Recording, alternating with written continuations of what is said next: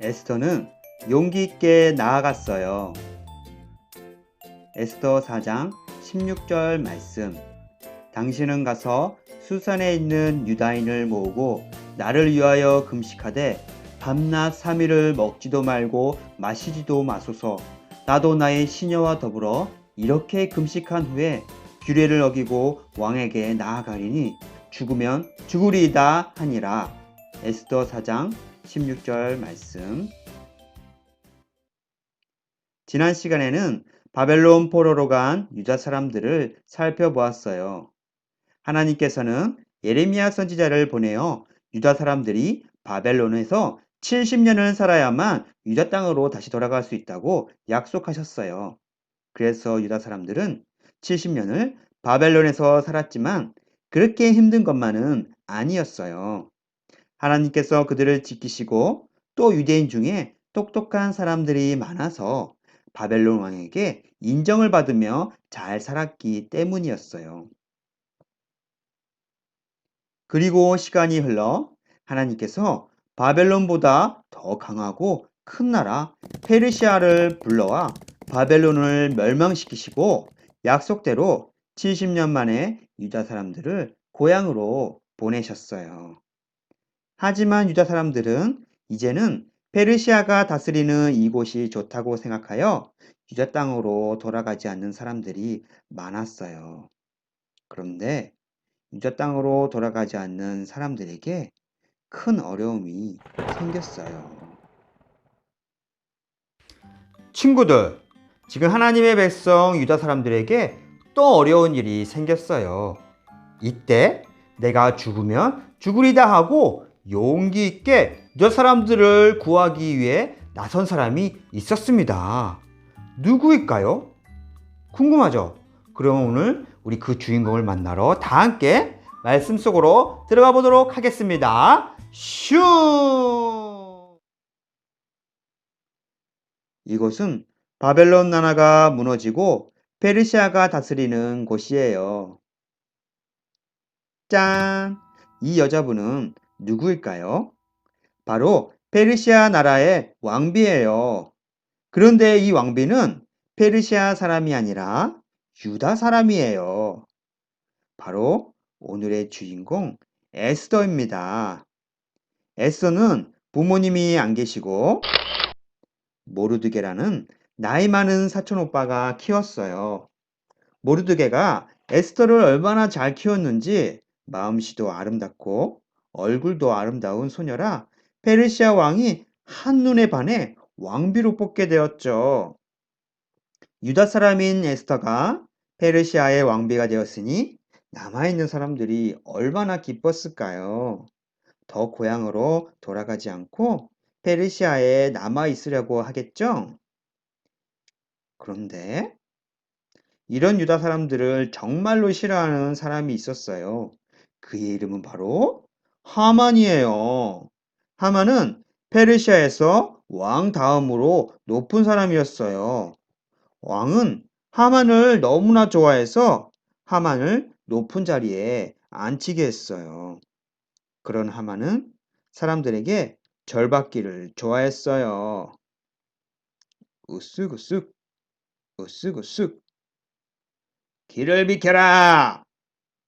나는 하만이다!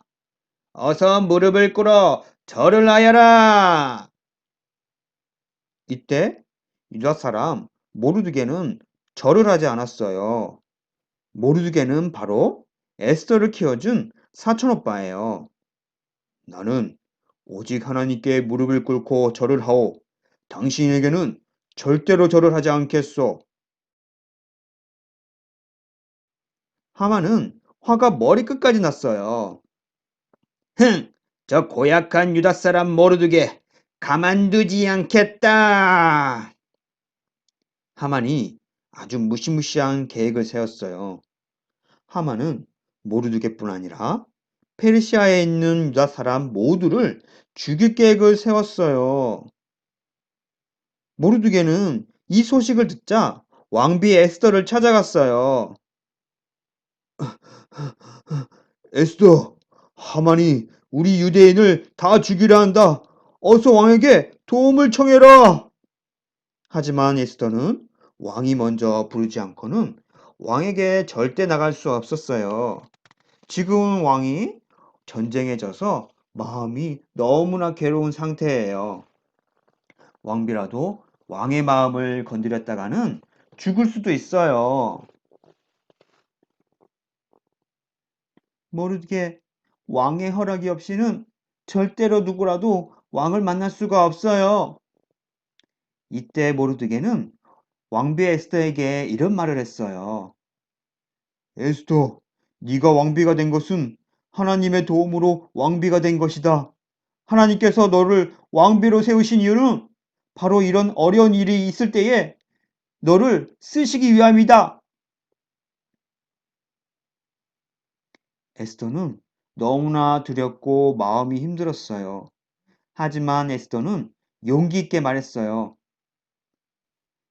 그래, 하나님께 기도하겠어요. 사람들을 모아주세요. 지금 왕에게 찾아가 도움을 구하겠어요. 하나님께서 왕의 마음을 바꿔 우리 유대 사람들을 도와주도록 기도해 주세요. 혹시 내가 죽더라도 용기 있게 왕에게 나아가겠어요. 이렇게 해서 에스더와 유다 사람들은 하나님께 기도하기 시작했어요. 그리고 3일이 지났어요. 에스더는 왕에게 찾아갔어요. 왕은 전쟁에 져서 자존심이 너무나 상한 상태였어요. 누구라도 허락 없이 왕에게 갔다가는 큰일이 날 수가 있어요. 왕비라도요.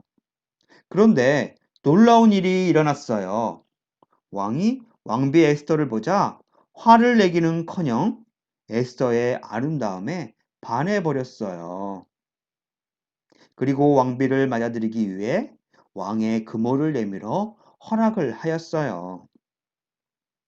오, 왕비, 오늘 정말 사랑스럽구려. 무슨 일이요? 무슨 소원이든 말해보시오. 내 나라의 절반이라도 주겠소. 에스더는 지혜 있게 왕에게 말했어요. 왕이시여, 그럼 오늘 저녁 저의 파티에 참석해 주세요. 그리고 왕의 신하 하만을 초대할 테니 꼭 함께 참석해 주세요. 이 소식을 들은 하만은 너무나 신이 났어요. 왕비가 왕과 나만 잔치에 초대했다지? 역시 나를 알아보는구나. 그리고 하만은 어떻게 유다 사람들을 죽일지 고민하다가 높은 나무에 매달아 죽이려는 계획을 세웠어요. 아하! 높은 나무에 유대인들을 매달아 죽이면 다른 사람들이 그걸 보고 더 나를 무서워하며 절을 하겠지? 헤헤헤헤. 한편 에스더는 쉬지 않고 하나님께 기도하며 도움을 구했어요. 드디어 잔치에 왕이 하만과 함께 참석했어요. 왕은 에스더를 보자 또 에스더의 아름다움에 빠져 무슨 소원이든 말해보라고 했어요. 하지만 에스더는 왕에게 이렇게 얘기했어요. 왕이시여, 내일 또 잔치를 열 테니 한 번만 더 하만과 함께 잔치에 참석해 주세요. 왕은 그 말을 듣고 에스더에게 무슨 일이 있는지 궁금했어요. 그리고 내일 또 잔치에 오기로 약속했어요. 에스더는 또 하나님께 기도하며 도움을 구했어요. 다음 날에도 왕은 하만을 데리고 에스더의 잔치에 참석했어요. 아니, 왕비, 도대체 무슨 일이 있어? 말해보시오. 무슨 소원이라도 다 들어주겠소. 그때 에스더는 너무나 슬프게 울며 왕에게 말했어요. 폐하, 저 좀 살려주세요. 아니, 그게 무슨 말이오? 감히 누가 왕비를 죽이려 한단 말이오? 내 그자를 가만두지 않겠소. 어서 말해보시오. 바로 저 하만입니다. 저 하만이 저뿐 아니라 유다 사람들을 죽일 계획을 세우고 있습니다. 왕은 너무나 화가 났어요. 그리고 하만은 겁에 질려 덜덜 떨었어요. 폐하, 지금 하만이 유대 사람들을 죽이려고 높은 나무를 마당에 세워놨습니다.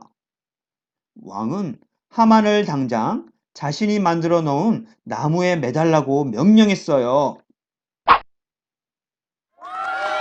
이렇게 해서 하만은 유대인을 죽이려는 계획이 실패하고 오히려 자기가 만든 덫에 자기가 걸리게 되었답니다. 하나님께서는 용기 있게 나선 에스더를 통해 하나님의 백성 유대 사람들을 구원하셨어요. 유대 사람들은 하나님께서 구원하신 이 날을 잊지 않고 매년 기억하기 위해서 기념일로 만들었답니다.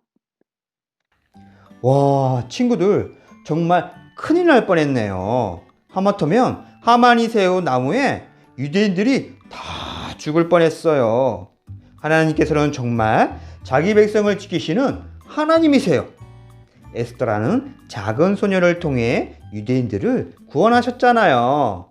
친구들, 절대 잊지 마세요. 우리 하나님은 사랑하는 자녀들을 꼭 지키시는 하나님이세요. 그리고 하나님을 믿고 사랑하는 사람들은 에스더처럼 용기가 있어야 해요. 겁쟁이는 절대로 하나님을 믿을 수가 없어요. 자, 그럼 몸도 마음도 더 건강하고 지혜 있는 우리 친구들이 되기를 바라며 다음 주에 또 다시 만나도록 하겠습니다. 안녕.